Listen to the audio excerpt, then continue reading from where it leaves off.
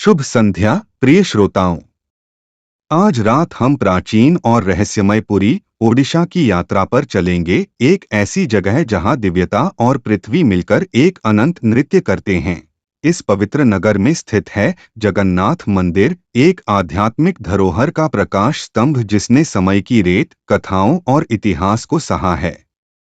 यह मंदिर अपनी ऊंची मीनारों और गहरी जड़ों वाली परंपराओं के साथ एक ऐसा पवित्र स्थल है जहां मिथक और यथार्थ आपस में जुड़ते हैं। हमारी कहानी शुरू होती है राजा इंद्रद्युम्न से, एक धार्मिक सम्राट जिनकी भगवान विष्णु के प्रति भक्ति ने उन्हें एक असाधारण खोज पर भेजा। दिव्य दर्शन से प्रेरित होकर उन्होंने भगवान के एक पवित्र रूप को खोजने के लिए दूर दूर तक यात्रा की, जो भारत के सबसे प्रतिष्ठित मंदिरों में से एक के निर्माण का कारण बना। हमारे साथ जुड़िए और जानिए जगन्नाथ मंदिर की आकर्षक कहानी, इसके पौराणिक मूल, ऐतिहासिक संघर्ष, भव्य उत्सव और गहरी भक्ति जो इसके प्राचीन दीवारों में जीवन का संचार करती है। आराम से बैठिए, रात की शांति आपको अपने आगोश में लेने दीजिए और तैयार हो जाइए एक ऐसी दुनिया में पहुंचने के लिए जहां दिव्यता हमारे बीच चलती है। यह है जगन्नाथ मंदिर की कहानी। जगन्नाथ मंदिर की कहानी पौराणिक काल से शुरू होती है। राजा इंद्रद्युम्न, एक धार्मिक सम्राट, प्राचीन मालवा राज्य पर शासन करते थे। भगवान विष्णु के प्रति उनकी गहरी भक्ति थी और वे भगवान के दिव्य रूप के दर्शन की तीव्र इच्छा रखते थे।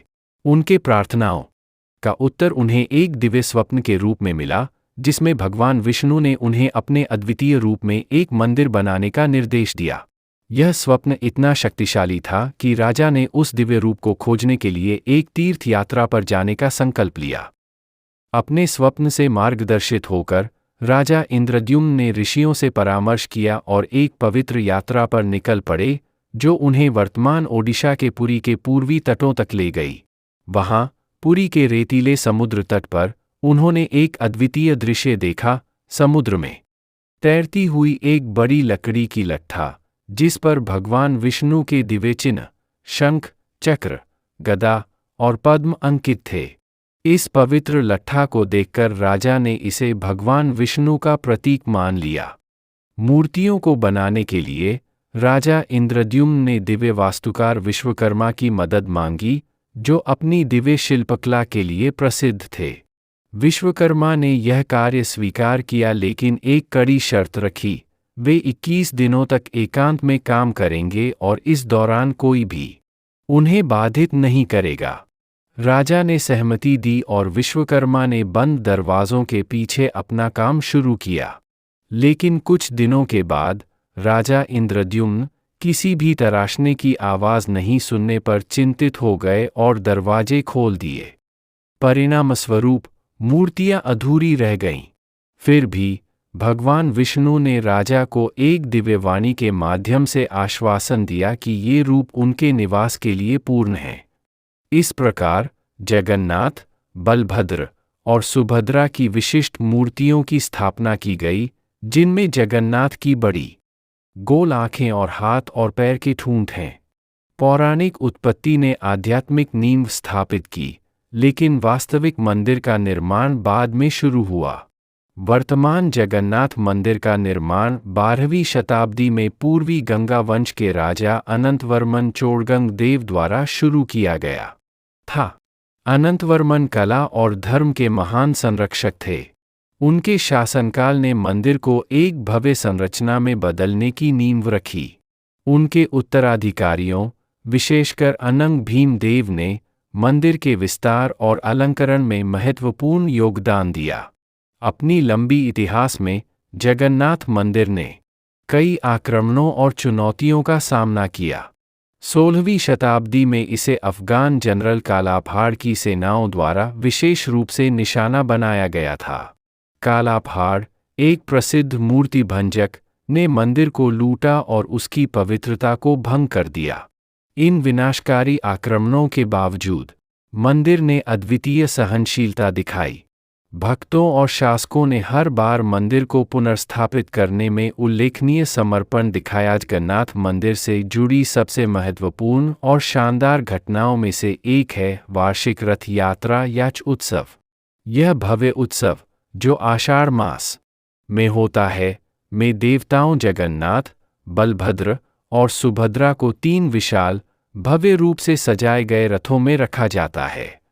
इन रथों को लाखों भक्तों द्वारा पुरी की सड़कों पर खींचा जाता है। देवताओं की यह यात्रा गुंडीचा मंदिर तक होती है, जहां वे 9 दिनों तक रहते हैं और फिर मुख्य मंदिर में वापस लौटते हैं। यह एक दिव्य जुलूस का प्रतीक है और देवता और उनके भक्तों के बीच संबंध को पुनः स्थापित करता है। जगन्नाथ मंदिर में दैनिक अनुष्ठान अत्यंत भक्ति के साथ किए जाते हैं। हर दिन देवताओं को स्नान कराया जाता है, ताज़े कपड़ों और गहनों से सजाया जाता है और विभिन्न व्यंजन अर्पित किए जाते हैं। भोजन की यह भेंट, जिसे महाप्रसाद कहा जाता है, मंदिर की रसोई में तैयार की जाती है, जो विश्व की सबसे बड़ी रसोइयों में से एक मानी जाती है। महाप्रसाद को सख्त अनुष्ठानिक दिशानिर्देशों का पालन करके तैयार किया जाता है और इसे अत्यंत पवित्र माना जाता है। भक्त मानते हैं कि महाप्रसाद ग्रहण करने से दिव्य आशीर्वाद और आध्यात्मिक लाभ मिलता है। जगन्नाथ मंदिर कलिंग वास्तुकला का एक उत्कृष्ट उदाहरण है, जो इस क्षेत्र में प्रचलित शैली है। मंदिर परिसर विशाल है, जिसमें 4 लाख वर्ग फुट से अधिक का क्षेत्र शामिल है, और यह एक उच्च किलेबंदी दीवार से घिरा हुआ है, जिसे मेघनाद पचेरी कहा जाता है। मुख्य मंदिर देवताओं का निवास स्थान है और यह लगभग 214 फीट की ऊंचाई पर स्थित है। मंदिर की ऊंची मीनार के शीर्ष पर एक ध्वज लगा होता है, जिसे हर दिन बदला जाता है। यह अनुष्ठान प्रशिक्षित पुजारियों द्वारा बिना किसी सुरक्षा उपकरण के किया जाता है। जगमोहन या सभा मंडप वह स्थान है जहां भक्त दैनिक अनुष्ठानों को देखने और अपनी प्रार्थना अर्पित करने के लिए एकत्र होते हैं। इस मंडप को हिंदू पौराणिक कथाओं के विभिन्न दृश्यों को दर्शाते हुए जटिल नक्काशियों से सजाया गया है। भोग मंडप या भोग का मंडप वह स्थान है जहां देवताओं के लिए तैयार किए गए भव्य भोज प्रदर्शित किए जाते हैं और महाप्रसाद के रूप में वितरित किए जाने से पहले प्रस्तुत किए जाते हैं। नाट मंडप या उत्सव का मंडप विभिन्न सांस्कृतिक प्रदर्शनों और मंदिर के कई त्योहारों से जुड़े अनुष्ठानों के लिए उपयोग किया जाता है।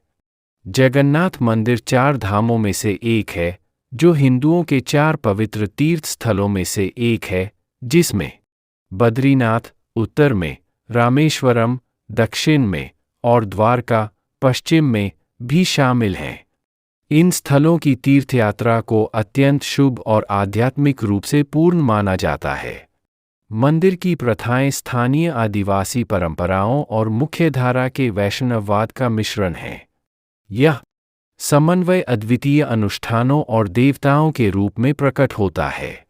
उदाहरण के लिए, स्थानीय देवताओं का समावेश और विशिष्ट लकड़ी की मूर्तियां विभिन्न सांस्कृतिक प्रभावों के सम्मिलन का प्रतीक हैं। ब्रिटिश औपनिवेशिक शासन के दौरान जगन्नाथ मंदिर ने प्रशासनिक चुनौतियों का सामना किया। ब्रिटिश अधिकारियों ने मंदिर के मामलों को विनियमित करने का प्रयास किया, जिससे कभी-कभी मंदिर की संपत्ति और अनुष्ठानों के प्रबंधन को लेकर संघर्ष हुआ। इन चुनौतियों के बावजूद मंदिर ने अपनी आध्यात्मिक महत्वता बनाए रखी और तीर्थयात्रियों को आकर्षित करता रहा। 1947 में भारत की स्वतंत्रता के बाद मंदिर के संरक्षण और प्रबंधन के लिए नए प्रयास किए गए। ओडिशा सरकार ने यह सुनिश्चित करने के लिए कदम उठाए कि मंदिर की धरोहर सुरक्षित रहे, जबकि भक्तों और पर्यटकों की बढ़ती संख्या को समायोजित किया जाए। हाल के समय में जगन्नाथ मंदिर ने अपने प्रबंधन और संरक्षण से संबंधित विभिन्न मुद्दों का सामना किया है। आधुनिक सुविधाओं की आवश्यकता को पारंपरिक प्रथाओं के संरक्षण के साथ संतुलित करने के प्रयास किए गए हैं। मंदिर प्रशासन ने तीर्थयात्रियों के लिए सुविधाओं में सुधार के लिए कई परियोजनाएं शुरू की हैं, जिनमें आवास, स्वच्छता और भीड़ प्रबंधन शामिल हैं। विशेषकर रथ यात्रा जैसे प्रमुख त्योहारों के दौरान मंदिर भी समय और पर्यावरणीय कारकों के प्रकोप के खिलाफ अपने प्राचीन संरचनाओं को संरक्षित करने की चुनौती का सामना करता है। मंदिर की वास्तुकला और कलाकृतियों की अखंडता बनाए रखने के लिए संरक्षण प्रयास चल रहे हैं। पुरी का जगन्नाथ मंदिर केवल एक पूजा स्थल नहीं है, यह दुनिया भर के लाखों हिंदुओं के लिए स्थायी विश्वास और भक्ति का प्रतीक है। इसकी कहानी राजा इंद्रद्युम्न के पौराणिक दृष्टांत से लेकर वर्तमान दिन की भव्यता तक भारत की समृद्ध सांस्कृतिक और आध्यात्मिक धरोहर की एक गवाही है। यह मंदिर अपने अनूठे मिथक, इतिहास, वास्तुकला और अनुष्ठानों के मिश्रण के साथ विस्मय और श्रद्धा को प्रेरित करता है। चाहे वह भव्य रथ यात्रा हो या दैनिक अनुष्ठान जो इसके आध्यात्मिक जीवन को बनाए रखते हैं, जगन्नाथ मंदिर भक्ति का एक प्रकाशस्तंभ और सांस्कृतिक समागम का केंद्र बना हुआ है, जो अपने अनुयायियों के अटूट विश्वास की गवाही के रूप में युगों युगों से खड़ा है। हमारे वीडियो को समाप्त करके आइए भगवान जगन्नाथ के वीडियो और चित्र देखें।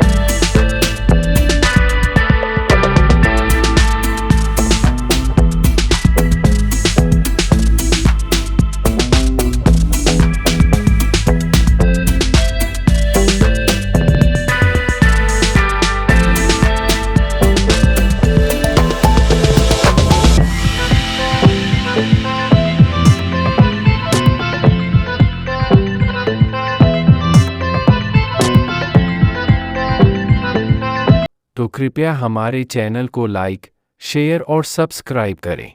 अपने दोस्तों और परिवार के साथ इसे साझा करें ताकि वे भी इस अद्भुत यात्रा का हिस्सा बन सकें। हमसे जुड़े रहने के लिए धन्यवाद।